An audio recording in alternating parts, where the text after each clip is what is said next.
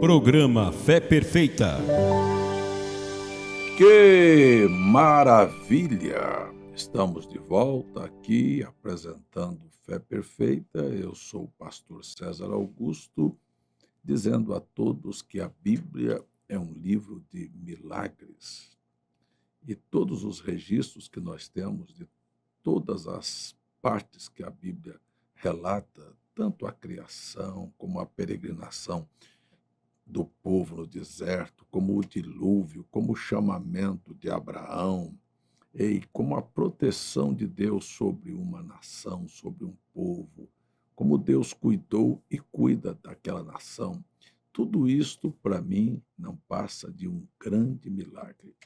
E quando nós vemos a história dos reis, daqueles que se levantaram e que em muitas batalhas aparentemente tudo estava perdido e Deus se apresenta como grande general, o Senhor dos exércitos.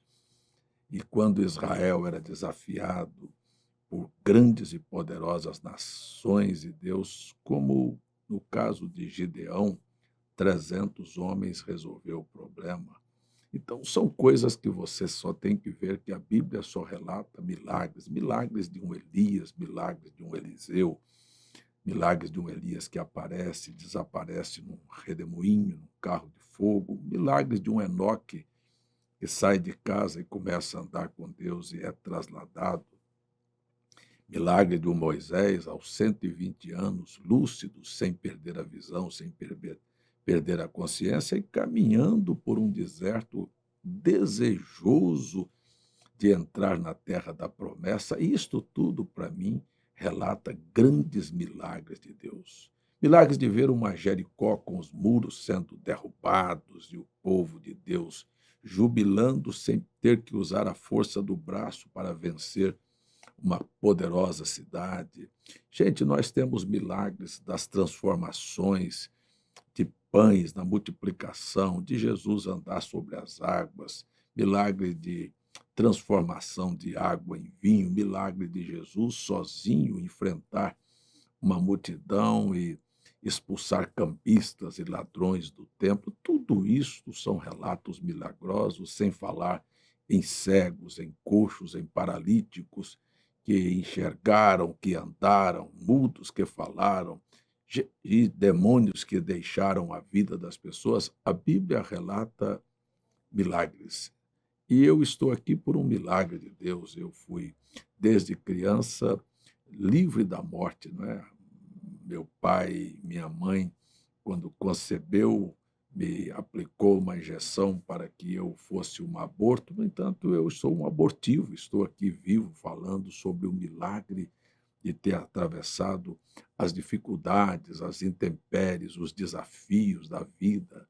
Enfrentei a morte muitas vezes e estou aqui contando que este Deus da Bíblia é um Deus de milagres. Sem falar na provisão de cada dia, do pão, da roupa, sabe, do cuidado, do carinho que Deus tem para com todos nós. Por que que você não passa a ser um testificador dos milagres de Deus na sua vida? Quantas são as maravilhas que o Senhor tem feito por nós? Para mim, não se pode enumerar, são mais do que se pode contar. Então, isto para mim retrata um Deus poderosíssimo, um Deus bom, um Deus que tem prazer em se compadecer do aflito, do ignorante, de uma mulher que está para ser apedrejada e morta, ele salva, de um ladrão que está na cruz no último momento da sua vida, condenado, e se arrepende, e ele diz: hoje estarás comigo no meu paraíso. O milagre da rejeição, da hipocrisia da religião, daqueles que se consideram alguma coisa, daqueles que se julgam melhor do que os outros e daqueles que têm todo um aparato, e, no entanto, Deus disse: vocês não passam de sepulcros caiados, e isto tudo, para mim, é um milagre. Jesus desmistifica a fábula da religião, daqueles cultos, daquelas adorações com cordeiros mal aleijados, cegos, e ele diz: eu não recebo isto. Ele chega a dizer através de Isaías, que estava cansado da liturgia, das festas, das luas novas, das comemorações, porque nada disto o satisfazia. O milagre que Deus realiza no coração do homem é um homem humilde, simples, uma pessoa que pode estar até em necessidade e pode estar até com uma vida errada, mas quando se chega a Deus com humildade de coração, não querendo ser alguma coisa ou exigir alguma coisa, mas pedindo misericórdia, que coisa, viu, gente? O milagre está pronto para acontecer. Nós não entendemos a mentalidade divina, mas o grande projeto de Deus na Terra é um milagre tão extraordinário. Vamos aqui pelo princípio. Quando nós olhamos a criação do mundo, tudo aconteceu pela palavra falada de Deus. Você não pode imaginar o poder que existe na palavra de Deus. Então, Deus falou a palavra e veio à existência galáxias, estrelas, em tudo que está no universo, e aqui na Terra ele organizou todas as coisas. Chegou o dia sexto, o dia da criação do homem, então ele disse: crescei, multiplicai, enchei a terra, e o homem foi feito à imagem de Deus, macho e fêmea, com as duas naturezas.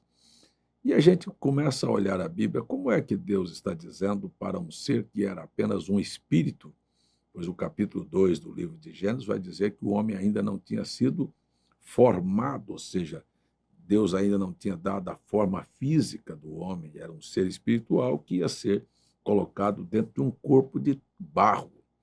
Então, até então, o homem era um ser espírito como Deus é espírito.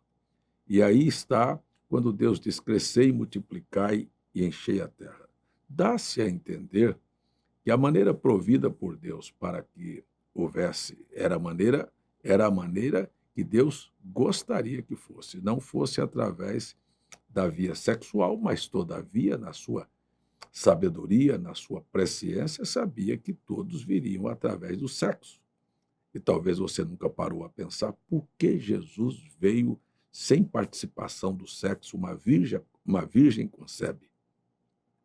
É porque todo aquele que nasceu pelo sexo nasceu pela via por onde o pecado entrou no mundo. As pessoas pensam que o pecado entrou no mundo foi porque a Eva foi lá e comeu uma fruta e tinha uma cobrinha que levou a Eva na conversa. Não.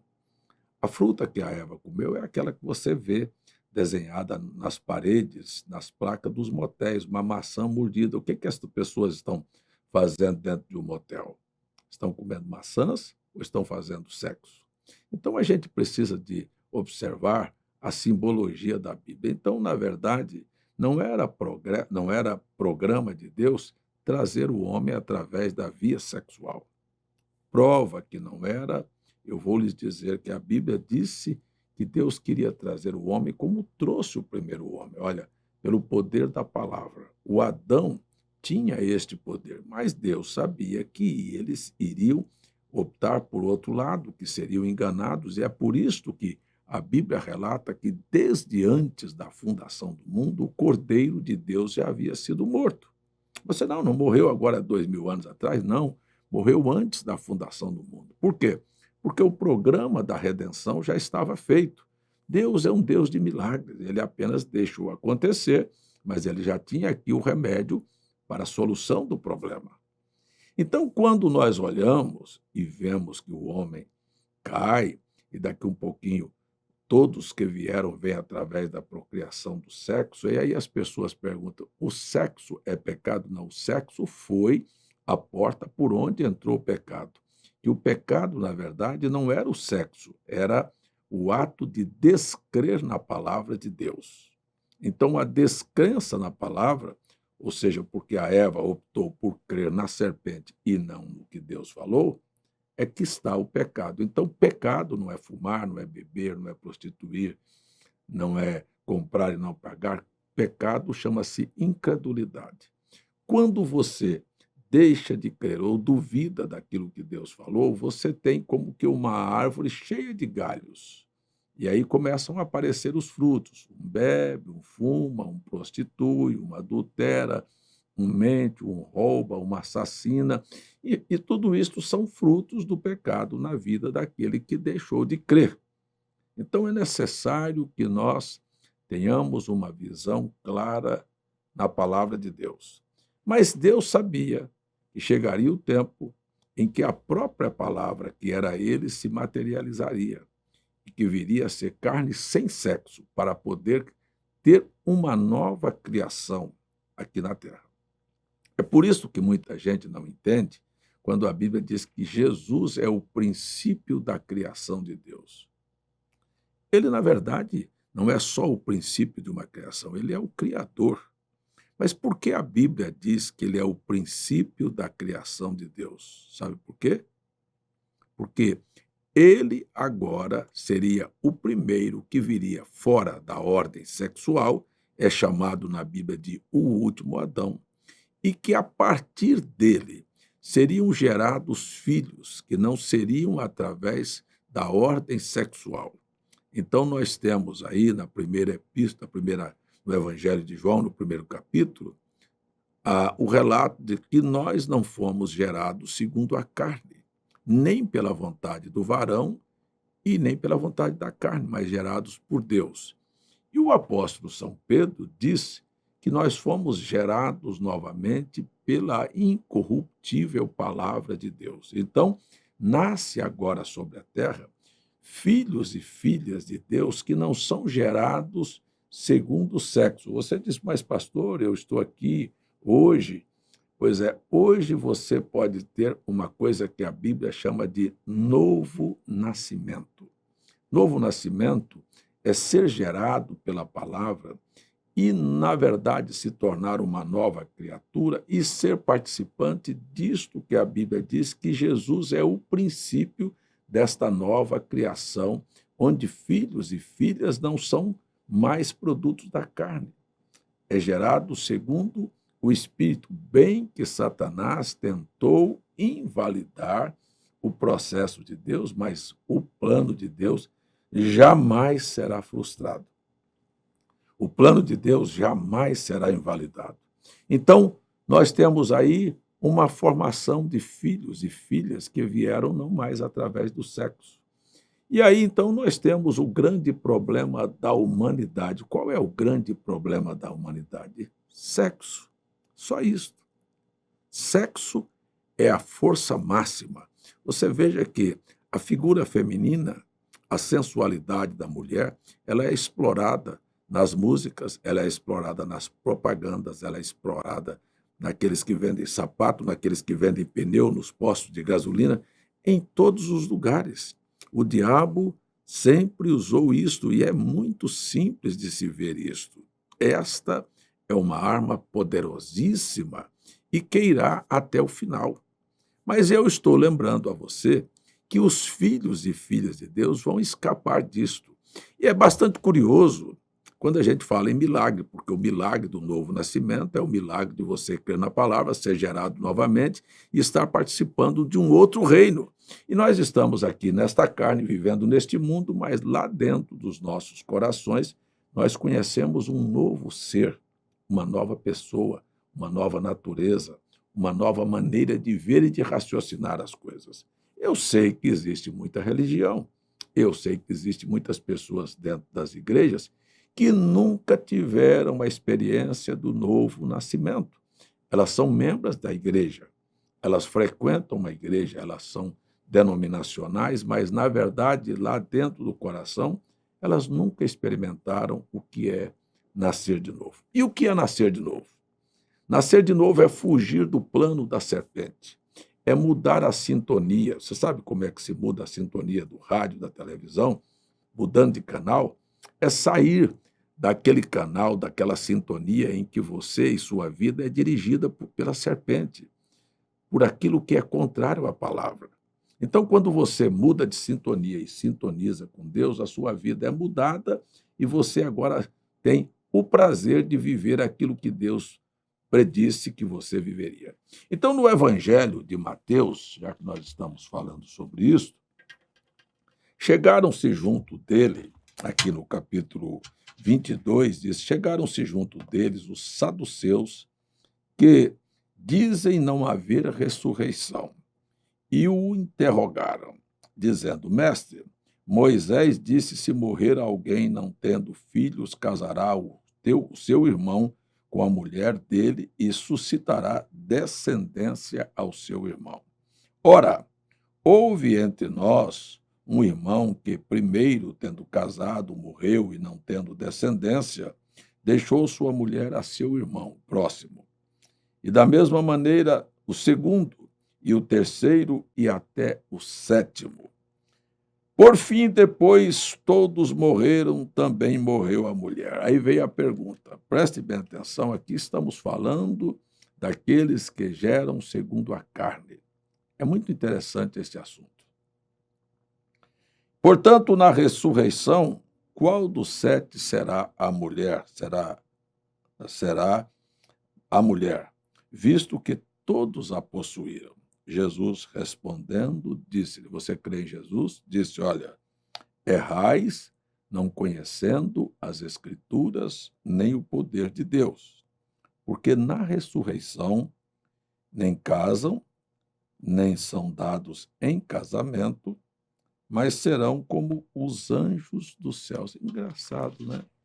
Interessante. É hora de lembrar que este não era o projeto original e que, no final, Deus vem e gera filhos pela palavra sem a participação do sexo. E ainda que você tenha vivido o caso desta mulher que viveu com 7 irmãos para tentar um descendente e não conseguiu e, por fim, morreu, e Jesus explica que quando esta vida aqui terminar, nós, do outro lado, seremos como anjos. Não se casa, não se dá em casamento, não serão mais sujeitos e não estarão mais ligados a uma glândula sensual que trouxe todo o problema de doença, de hospitais. Sabe, tudo isto, tudo que você tem. É engraçado a gente olhar as coisas com coragem. Tudo que nós vemos de errado e de desmantelado, e de problemas, e de dores, e de lágrimas do mundo, você não pode nunca se esquecer que existe a figura de uma mulher. Você está subestimando a mulher, está jogando sobre a mulher a culpa. Preste bem atenção no que eu estou dizendo. Você nunca pode ver uma ambulância sem pensar que houve uma Eva. Você nunca pode ver um hospital sem pensar que houve uma Eva. Você nunca pode ver um cemitério sem pensar que houve uma Eva. Você nunca pode ver alguém chorando sem pensar que houve uma Eva. Você nunca pode ver uma criança de rua sem pensar que houve uma Eva. Você nunca poderá ver toda esse desmando, pobreza, favelas e gente desequilibradas e bêbados e maníacos e loucos e doentes e prostíbulos e gente drogada e tráfico sem pensar em uma mulher. A figura da Eva está por trás de tudo isso. Agora veja a figura de uma mulher que não cedeu seu corpo para o sexo, mas cedeu seu corpo para que nascesse um novo reino aqui na terra e que Cristo fosse, olha só, o princípio desta criação de Deus. Hein? Você quer olhar a figura da Maria, uma virgem que não foi tocada pelo seu noivo, uma virgem que guardou sua pureza, não estava contaminada com sexo, e agora dela nasce um sem a participação do sexo. E este um é a esperança do mundo para viver fora dele sem nunca mais haver sexo na vida das pessoas. Então, como é que nós olhamos aqui Jesus dizendo, depois da ressurreição, serão como anjos, não se casam, não se dão em casamento, e tudo isto por causa de uma mulher. Então, se nós olhamos para os benefícios da vida eterna, deixa eu pontuar isso aqui. O que é vida eterna na sua mente? É alguém assentado em cima de uma nuvem, com uma harpa na mão, cantando cânticos melodiosos e flutuando por aí? Não. Vida eterna é uma vida como nós estamos vivendo aqui, haja visto que a Bíblia diz que haverá um novo céu, uma nova terra e que haverá uma cidade. E os habitantes desta cidade serão os regentes das nações do mundo. Eu quero lembrar a você que há uma ocupação e que a eternidade, a diferença entre o que nós vivemos aqui e o que viveremos lá, é simples de ver. Aqui você não sabe o minuto seguinte e você sabe que pode acontecer na história da sua vida uma tragédia hoje, outra amanhã, uma dor hoje, outra amanhã, uma lágrima. Você não está esperando. Morreu a mulher, morreu o filho, morreu o cachorro, você quebrou, você bateu o carro, você sofreu uma decepção no seu relacionamento, na sua família, com o filho foi preso, o filho foi assassinado. Tudo isto é a consequência desta vida que nós estamos vivendo, que tem como pecado original a abertura para o sexo. Mas vamos para o outro lado. O que é a eternidade? É uma vida sem sexo, é aqueles que foram gerados pela palavra, é aqueles que serão como os anjos. E o que lhes acontecerá? Viverão numa cidade, serão os regentes de todas as nações do mundo, e uma coisa boa acontecerá, e a outra coisa melhor acontecerá, e outra coisa melhor acontecerá, e outra melhor acontecerá, e outra melhor acontecerá. Então a Bíblia relata isto como uma alegria perene. É uma coisa maravilhosa acompanhada de outra maravilha, e uma coisa que te faz feliz e a outra que te faz mais feliz, e nunca mais haverá o que nós temos hoje, ocasionado pelo pecado. Então eu venho aqui oferecer a você o milagre, o milagre da salvação, o milagre do perdão dos seus pecados. Já pensou? Eu, você, se formos honestos, já mentimos, já roubamos, já prostituímos, já cobiçamos, já odiamos, já tivemos atos libidinosos, já fizemos coisas que nos envergonhamos, que outras pessoas até saibam que já praticamos. E Jesus oferecer a você a oportunidade de um perdão, ou seja, eu quero te perdoar. Qual é a pessoa com uma consciência saudável, com uma mente correta, com uma mente equilibrada, que rejeita ser perdoado, sabendo que Deus jamais será capaz de mandar uma só pessoa para a perdição e para o inferno? A Bíblia me diz que Deus amou o mundo de tal maneira que deu seu Filho unigênito, aquele que foi criado sem sexo, para que todo aquele que nele crê não pereça, mas tenha a vida eterna. Deus jamais desejou condenar o ser humano. Muito pelo contrário, Deus deseja perdoar você. Agora, Deus é incapaz de mandar uma pessoa para o inferno, falando mais claro, mandar uma pessoa para um lago de fogo de tormentos, junto com o diabo e os seus anjos. Deus é incapaz de fazer tal coisa. Mas por que haverá no inferno uma superlotação de pessoas que estão perdidas? Porque elas decidiram rejeitarem o perdão que Deus ofereceu para elas.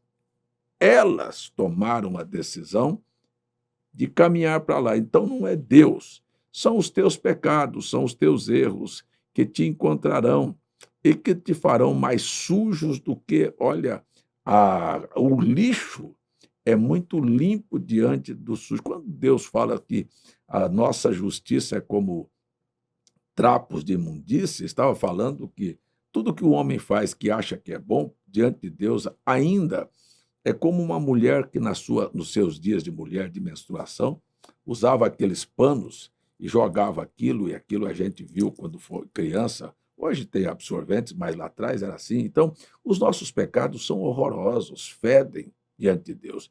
E é eles que nos separarão da presença de Deus. Então, a minha palavra final aqui neste programa é: aceite o milagre do perdão. E junto com o milagre do perdão vem um pacote. Vem a tua paz, vem a tua saúde, vem a tua prosperidade financeira, vem a tua comunhão com Deus. Aceite Irmão, amigo, nesta hora que me ouve, aceite o perdão dos seus pecados, vá na sua casa agora mesmo, no canto da sua cama aí, dobre os seus joelhos e faça um pedido a Deus, me perdoe. E quando você está arrependido do que você fez, você nunca mais voltará a praticar aquilo. Deus está pronto para te perdoar. Você quer ser perdoado? Fica com você esta oportunidade. Vamos orar? Pai, eu vim pedir que haja perdão, que haja graça, que haja misericórdia, que haja corações sensibilizados nesta hora, tocados pelo Senhor para serem perdoados. Eu os entrego em tuas mãos e eu peço que isto aconteça na vida destas pessoas. Que elas sejam perdoadas, que sejam felizes, que sejam curadas, que sejam libertadas e que a vida possa sorrir para elas. Em nome de Jesus. Amém. Pois é, eu estou aí finalizando a minha participação com você, mas não finalizando, convidando você para continuar comigo através das redes sociais. Olha aí, se inscreva no Instagram, Pastor César Augusto, Instagram, Pastor César Augusto no YouTube e Fé Perfeita também no YouTube. E assista os nossos conteúdos que são inúmeros e Deus te abençoará grandissimamente. Um grande shalom a todos.